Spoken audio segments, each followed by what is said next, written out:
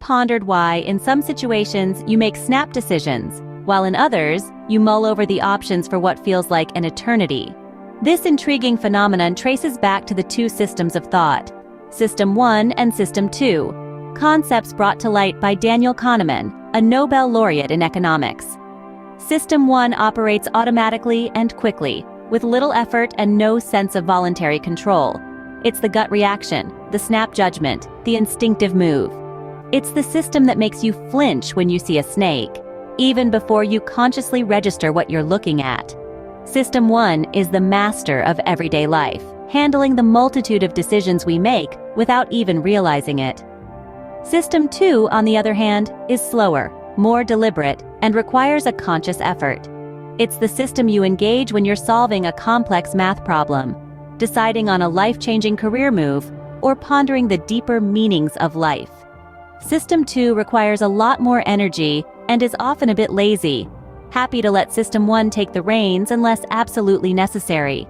These two systems interact in fascinating ways. Often, System 1 is in the driver's seat, making the majority of our decisions. But when a situation arises that requires more thought, System 2 steps in. However, System 2 doesn't always take over when it should, leading us to make decisions based on instinct rather than rational thought. This interesting interplay between the two systems forms the basis for many of our cognitive biases. For instance, the anchoring bias, where we rely heavily on the first piece of information we hear when making decisions. This bias stems from System 1's tendency to make quick, automatic decisions.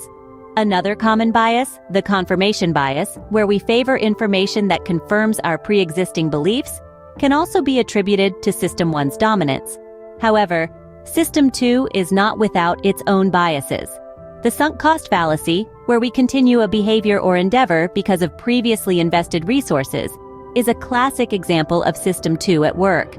Despite the evidence suggesting that our efforts are fruitless, we continue to invest time and energy, a clear example of System 2's rational thought process gone awry. In summary, our decision-making process is governed by two systems of thought.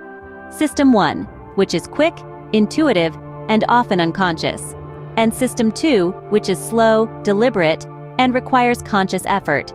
These systems interact in ways that sometimes lead us to make decisions that are not entirely rational, influenced by a number of cognitive biases.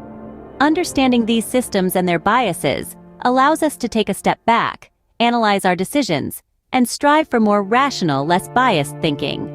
So the next time you're about to make a decision, pause for a moment and ask yourself, which system is at work here? It may just change the way you think about thinking.